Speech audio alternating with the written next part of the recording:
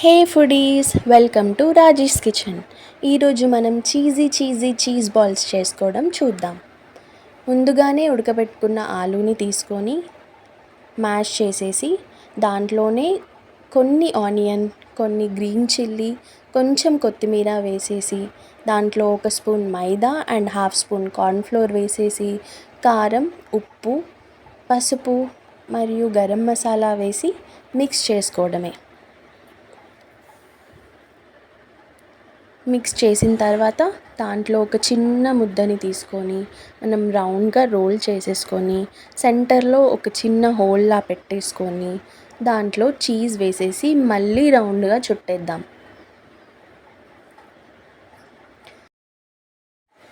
ఇప్పుడు మనం ఈ బాల్స్ని మనం ముందుగానే ప్రిపేర్ చేసుకున్న మైదా స్లరీలో కోట్ చేసి తర్వాత బ్రెడ్ క్రమ్స్తో కోట్ చేసుకుందాం.